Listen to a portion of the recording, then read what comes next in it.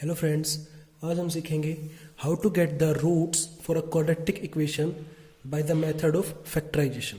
ठीक है, तो फैक्टराइजेशन मेथड से आज हम किसी भी क्वाड्रेटिक इक्वेशन का रूट्स या फिर हम बोल सकते हैं जीरोस, दोनों जो कि दोनों सेम थिंग है, निकालना सीखेंगे। सबसे पहले अपने को पता होना चाहिए general form for quadratic equation. ठीक है, और वो होती है दोस्तों a x square plus b x plus c is equal to 0, where a क्या बोला, ए अपना क्या होगा, कोफिशिएंट ऑफ एक्स स्क्वेयर के साथ कोफिशिएंट जो होता है वो है b coefficient of x, x के आगे भाई जो भी अपना चीज लिखी होती है उसको कोफिशिएंट बोला जाता है। ठीक है, तो बी अपना कोफिशिएंट होगा और सी क्या है अपना यहां पर जस्ट अ कांस्टेंट टर्म। ठीक है, ये अपना एक जनरल एक्सप्रेशन है क्वाड्रेटिक इक्वेशन के लिए। ठीक है, हमें अब निकालना है क्या, अगर कोई भी क्वाड्रेटिक इक्वेशन इस तरह से दे देगा इस फॉर्म की, तो हमें उसके रूट्स निकालने हैं प्राइम फैक्टराइजेशन मेथड से। सॉरी, प्राइम बोल दिया मैंने। तो ये अपन सीखेंगे with help of some example. इसके अंदर एक्चुअली करते क्या है फ्रेंड्स, जो अपना बी होगा ना, बी पार्ट, उसे हम स्प्लिट करेंगे। इसे हम स्प्लिट मेथड बोल देते हैं, इसे हम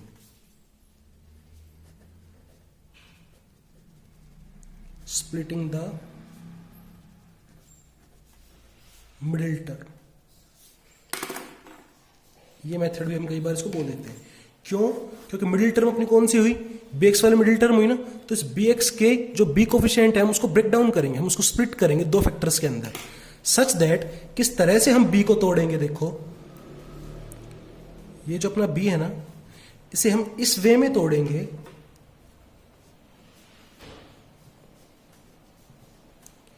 कि वो जो दोनों के दोनों अपने पास जो फैक्टर्स होंगे b के, इस b को जो हम स्प्लिट करेंगे, उनको जब मैं सम कर दूं तो अगेन मेरे पास b ही आ जाए, और उन दोनों के दोनों फैक्टर्स का, उन्हीं सेम फैक्टर्स का अगर मैं मल्टीप्लिकेशन कर दूं, प्रोडक्ट कर दूं, तो मेरे पास क्या आ जाए फ्रेंड्स, जो a और c है ना, यहां पर a और c coefficient of x square और c कांस्टेंट टर्म है, उनके प्रोडक्ट के बराबर आना चाहिए अगर मैं इनकी प्रोडक्ट कर दूं तो। इस तरह से हम उसको स्प्लिट करेंगे मिडिल टर्म को। ये अपना सबसे जो इंपॉर्टेंट अपना स्टेप होगा वो यही होगा। फिर से देखते हैं हम, जो अपना बी पार्ट होगा, जो कोफिशिएंट ऑफ एक्स होगा, उसे हम इस तरह से स्प्लिट करेंगे उन दो फैक्टर्स के अंदर, हमें नहीं पता क्या आएगा, इसको हम देखेंगे कैसे आएंगे, जिनको अगर हम सोल्व करें या फिर बोलो अगर एडिशन कर दें उन दोनों का, तो वापस से मुझे बी मिल जाए, यही टर्म मिल जाए। एंड अगर उन दोनों का सेम उन्हीं का ही अगर मैं प्रोडक्ट कर दूं, तो मुझे क्या चीज मिले, ए और सी कि जो प्रोडक्ट करने के पास जो मेरे पास वैल्यू आ जाएगी, वो वैल्यू आ जाए इन दोनों फैक्टर्स के प्रोडक्ट करने पर भी। इस तरह से हमें तोड़ना है। तो ये फ्रेंड्स हमें समझ में आएगा with the help of example कि मैं आपको क्या बताना चाह रहा हूं। तो एग्जांपल अगर हम ले लें, x square plus 7x plus 12 is equal to 0। ये कोई क्वाड्रेटिक इक्वेशन है अपनी जिसकी डिग्री 2 है, तो इसके जाहिर है इसके रूट्स भी अपने पास 2 ही होंगे। ठीक है, अब मैंने आपको बताया कि मुझे इस 7x को ब्रेक डाउन करना है। ठीक है, और उस तरह से करना है कि जब उन दोनों का सम तो आ जाए मेरे पास 7 ही आ जाए। 7x में मिडिल टर्म है, लेकिन कोफिशिएंट जो अपना 7 है। ठीक है ना, हेयर a क्या है, कोफिशिएंट ऑफ एक्स स्क्वायर 1 है, b कोफिशिएंट ऑफ x वो क्या है 7 है, और c अपना कांस्टेंट टर्म वो है 12। ये चीज यहां पर क्लियर होगी आपके पास। ठीक है, तो हाँ, हमें 7 को तोड़ना है। पहले देखो मैंने आपको बताया ना, b को तोड़ना है, b को, b अपना क्या है यहां पर, b है अपना यहां पर 7। इस 7 को हमें इस तरह से ब्रेक डाउन करना है कि वापस से जब मैं उनको सोल्व करूं तो मेरे पास 7 आ जाए, एंड साथ ही साथ उन दोनों के अगर मैं प्रोडक्ट कर दूं उन फैक्टर्स की, तो मेरे पास क्या आना चाहिए, ए और सी का प्रोडक्ट आना चाहिए। देखो मैंने लिखा था यहां पर ए और सी का प्रोडक्ट आना चाहिए, मतलब कि यहां पर ए और सी का अगर मैं प्रोडक्ट देखूं तो ए है 1 और सी है 12, तो 1 इंटू 12 मतलब कि 12 के बराबर होना चाहिए। तो मुझे यहां पर ब्लैंक्स के अंदर वो दो नंबर भरने हैं जिनका प्रोडक्ट कर दो तो 12 आ जाए और जिनको सम कर दो तो 7 आ जाए। अब ये चीज या तो आपको प्रैक्टिस से आएगी फ्रेंड्स, ठीक है, या फिर आप जस्ट रफ वर्क करके देखोगे। मैं आपको समझाने के लिए यहां पर कर देता हूं एक बॉक्स के अंदर। हमें फैक्टर्स तोड़ने हैं 7 के, ठीक है ना, इस तरह से कि उनका सम आ जाए 7, उनका प्रोडक्ट आ जाए 12। तो मुझे तो जस्ट पता है कि 3 और 4 ऐसी दो वैल्यूज हैं जिनको सम कर दो तो 7 आ जाएगा, एंड 3 इंटू अगर मैं 4 कर दूं मेरे पास 12 हो जाएगा, ठीक है। हालांकि ये चीज निकालते कैसे हैं उसके लिए अपने पास तरीके होते हैं। जैसे इस 12 को पकड़ लेंगे हम, जो प्रोडक्ट होगा ना उसको पकड़ेंगे हमेशा और उस 12 के फैक्टर करना स्टार्ट करेंगे। 12 के फैक्टर 1 और 12 हो सकता है, 2 और 6 हो सकता है, 3 और 4 हो सकता है, एंड बस उसके बाद तो फिर से अपने रिपीट होने शुरू, हाँ 6 एंड फिर से रिपीट होने शुरू हो जाएंगे, लाइक 6 2, ठीक है ना, एंड फिर 12 1। तो ये अपने पास इस 12 से फैक्टर बने। हमेशा ना प्रोडक्ट वाले केस को पकड़ो, वहां से ढूंढना शुरू करो। अब हम देखेंगे क्या 1 और 12 से 7 का रास्ता निकलता है? नहीं निकलता। 2 और 6 से भी 7 का रास्ता नहीं निकलता। 3 और 4 को लेकिन अगर मैं ऐड करूंगा तो मेरे पास 7 का रास्ता बनता है, और मेरी ये रिक्वायर्ड कंडीशन थी, ठीक है ना, इसलिए हमने इस वाले पेयर को चूज किया, 3 4 को, इसलिए हमने 3 4 को चूज किया। अब हम नेक्स्ट क्या करेंगे, नेक्स्ट स्टेप में जाऊंगा अगर मैं, तो फिर से अगर मैं इसको लिखूंगा तो एक्स स्क्वायर प्लस 7 को हमने स्प्लिट कर लिया 3 और 4 में। यही तो था ना स्प्लिट करना, 3 प्लस 4, 7 को 3 प्लस 4 लिख लिया, एक्स का एज इट इज उतारो, एक्स प्लस 12। ये हमने किया क्या है यहां पर फ्रेंड्स, अगर मैं लिखूं स्प्लिट किया हमने यहां पर, ठीक है। नेक्स्ट स्टेप में एक्स स्क्वायर प्लस 3x हो जाएगा, इस x की मल्टीप्लाई इसके साथ भी होगी, इस x की मल्टीप्लाई इसके साथ भी होगी, प्लस 4x प्लस 12। यहां पर हमने क्या किया इस स्टेप के अंदर फ्रेंड्स, एक्सपेंड किया, ओके। नेक्स्ट स्टेप में हम क्या करेंगे, ग्रुपिंग करेंगे, ठीक है ना। इन दो को सेम एक ब्रैकेट में रख लेंगे, इन दो को सेम ब्रैकेट में रख लेंगे, उससे अपने लिए इजी रहेगी चीजें। प्लस 4x प्लस 12, अभी भी ये सेम ही चीज है जस्ट, ठीक है। हमने यहां पर क्या किया, ग्रुपिंग कर ली, ठीक है। नेक्स्ट स्टेप में अब हम देखेंगे इस ब्रैकेट में से अपने पास क्या कुछ कॉमन है भाई, x जो अपने पास इन दोनों टर्म के अंदर कॉमन है, तो इन दोनों टर्म में से मैं कुछ कॉमन निकालूंगा, ओके। यहां से तो मेरे पास x बच गया, यहां से इस टर्म में से, वहां से x बाहर जा चुका है क्योंकि मैंने कॉमन लिया था, तो यहां पर 3 बच गया, ये वाला प्लस उतारा। 4x और इस 12 में से अपन क्या कॉमन ले सकते हैं, हाँ तो यहां पर इस ब्रैकेट में से 4 को कॉमन ले सकते हैं हम दोनों टर्म्स में से, और यहां पर अपना बच जाएगा 3x, 4 अगर गया तो ओनली x बचेगा, सॉरी फ्रेंड्स, यहां पर बचेगा x प्लस में यहां पर बच जाएगा 3, ठीक है। अब मैं देख पा रहा हूं कि अगर इन दोनों पार्ट्स को अगर मैं कंसिडर करूं तो यहां पर तो है अपने पास x प्लस 3 इस वाले पार्ट में भी, और इस वाले पार्ट में मेरे पास x प्लस 3 है, तो दोनों में से x प्लस 3 मैं ले लूंगा कॉमन, तो इस वाले पूरे पार्ट में से बचा मेरे पास x, और इस वाले में से x प्लस 3 तो गया कॉमन बाहर, तो यहां से बचा मेरे पास ये 4, ये प्लस का निशान ये वाला और ये 4, ठीक है। तो मेरे पास ये दो फैक्टर्स बन के आ गए, किस चीज का, ये सेम चीज है, ये जो थी अपने पास x square plus 7x plus 12, इस ये पूरी फॉर्म अपने पास ट्रांसफॉर्म होके इस फॉर्म में आ चुकी है। ये अगेन अगर मैं लिख सकता हूं मैं इसको, वही चीज है ये, ठीक है। और ये चीज अपनी इक्वेशन थी 0 के बराबर, तो नेक्स्ट स्टेप में मैं इसको ले लूंगा x plus 3 into x plus 4, ये अपनी 0 के बराबर, ठीक है। इसका सीधा सीधा मतलब ये है फ्रेंड्स, या तो ये टर्म 0 के बराबर है और ये टर्म भी 0 के बराबर हो सकती है, इधर दिस इज इक्वल टू 0 और दिस इज इक्वल टू 0। तो एक बार हम x प्लस 3 को 0 के आगे इक्वेट कर लेंगे, और साथ ही एक बार हम x प्लस 4 को भी, इस वाले टर्म को भी 0 के साथ इक्वेट कर लेंगे, तो यहां से मेरे पास x की वैल्यू आ जाएगी -3, और यहां से मेरे पास x की वैल्यू आ जाएगी -4। सो फ्रेंड्स, ये मेरे पास जो है दो के दो रूट्स आ गए, दोनों के दोनों किस इक्वेशन के लिए, x square plus 7x plus 12 के लिए, ये मेरे पास दोनों रूट्स आ गए। अच्छा, मैंने आपको लास्ट क्लास में भी लास्ट क्लास में नहीं, अपन ने एक्सरसाइज 2.1 के अंदर मैंने आपको बताया था ये चेक करके कि हम इसको सेटिस्फाई अगर ये इस इक्वेशन को कर रहे हैं तभी ये इसके रूट्स बोले जाएंगे। और हालांकि क्योंकि अपना मेथड सही है इसलिए सेटिस्फाई करेंगे ही, लेकिन मैं आपकी जानकारी के लिए आपको करके दिखा देता हूं एक बार कि भैया इसके रूट्स हैं नहीं। रूट्स का मतलब ही, जीरोस का मतलब ही क्या होता था कि वेरिएबल की वो वैल्यू जो हम वापस से अगर इक्वेशन में पुट डाउन कर दें तो मेरे पास एंड रिजल्ट 0 बन जाए। तो हम इसे एक बार चेक कर लेते हैं। पुट x बराबर -3, ठीक है। तो इक्वेशन क्या थी अपने पास? इक्वेशन थी ये x² + 7x + 12। क्या इसको सोल्व करने के बाद 0 मुझे मिल रहा है? अगर मिलेगा तो पक्का ये इसका रूट है, ठीक है। तो चेक करते हैं, x की जगह -3 पुट करके तो -3 का स्क्वायर प्लस 7 × -3 + 12, ये हो जाएगा +9, ये हो जाएगा -21, ये हो जाएगा 12। 12 और 9 21 और ये -21, तो -21 + 21 मेरे पास एंड रिजल्ट 0 आ गया। तो ये इसका रूट है, ठीक है फ्रेंड्स, ये इसका रूट है। ओके, एक बार हम इसे चेक कर लेते हैं। पुट x बराबर -4, इक्वेशन वापस से यही है अपने पास, x² + 7x + 12 = 0। अब की बार -4 को चेक कर लेते हैं, क्या इसका 0 है, क्या इसका रूट बोला जाएगा? तो -4 का स्क्वायर प्लस 7 × -4 + 12, ये हो जाएगा प्लस का 16, ये हो जाएगा -28, ये हो जाएगा प्लस का 12।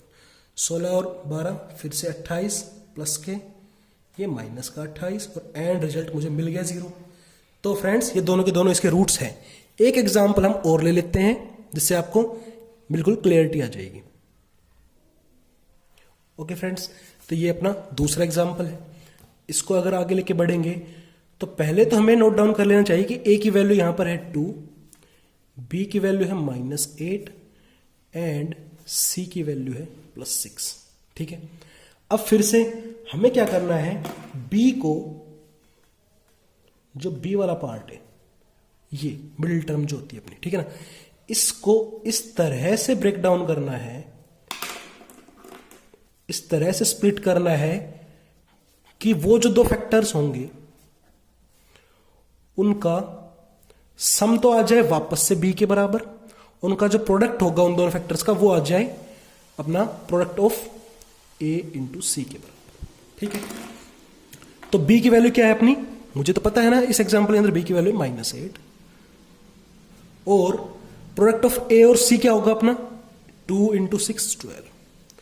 तो मुझे b को इस तरह से स्प्लिट करना है दो फैक्टर्स के अंदर जिनको जब मैं सोल्व करूं तो -8 आ जाए, जिनकी प्रोडक्ट लो तो में 12 आ जाए, ठीक है। अब फिर से अगर फ्रेंड्स हम रफ वर्क करेंगे थोड़ा सा यहां पर, तो मैंने आपको पहले बताया जो मल्टीप्लिकेशन वाला केस होगा ना उसको हम देखेंगे। इस 12 के फैक्टर्स निकालेंगे हम, ठीक है। तो 12 के अगेन फैक्टर्स 1 और 12 हो सकते हैं। अब आप बताओ क्या 1 और 12 से किसी भी तरीके से 8 बन सकता है? साइन का यूज हम अपने दिमाग से करेंगे, ठीक है ना, विवेक से करेंगे कि भाई प्लस का साइन कहां लगाना चाहिए, माइनस का साइन कहां लगाना चाहिए, जिस हिसाब से मेरी ये वाली कंडीशन भी फुलफिल हो जाए और ये वाली कंडीशन भी फुलफिल हो जाए। लेकिन ये तो बात पक्की है, 1 और 12 से 8 का कोई रास्ता नहीं निकलता। सिमिलरली 1 और 12 तो चलो नहीं होगा, 2 और 6, 1 12 जा 12 होता है, 2 6 जा 12 होता है, ठीक है। उसके बाद 3 4 जा भी 12 होता है, ठीक है। उसके बाद फिर से रिपीट होने शुरू हो जाएंगे। तो 3 और 4 से भी 8 का रास्ता नहीं निकलता, उनको जोड़ दो घटा लो कुछ भी कर लो 8 नहीं बनेगा, ठीक है। हाँ, लेकिन यहां पर 2 और 6 से किसी तरह से 8 पुनः बन सकता है, ठीक है।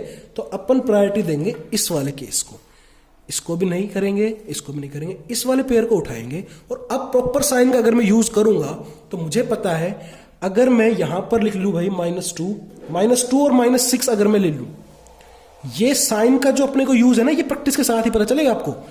पहले तो आपको पेयर्स निकालने पड़ेंगे, प्रॉपर फैक्टर निकाल लो, उसके बाद आप प्रॉपर साइन यूज करके देखो कहां पर प्लस लगा दो उस पेयर में, कहां पर माइनस लगा दो उस पेयर में, जिससे कि मेरी दोनों कंडीशन फुलफिल हो जाए। और यह प्रैक्टिस के साथ आपको क्लियर हो जाएगी ये फंडा, ठीक है।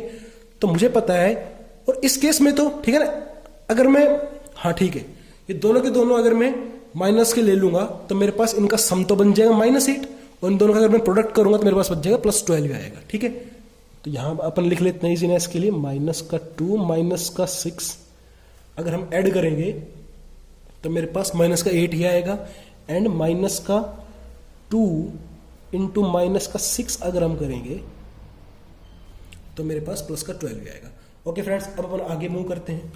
तो 2x square minus 8x plus 6 is equal to 0 था। सबसे पहले अपन ने स्प्लिट किया इसको, तो 2x स्क्वायर 8 की जगह पर अपन क्या लिखेंगे, ये माइनस, अच्छा माइनस 8 की जगह पर, ठीक है ना। -8 को मैं क्या लिख सकता हूं फ्रेंड्स, -2 -6,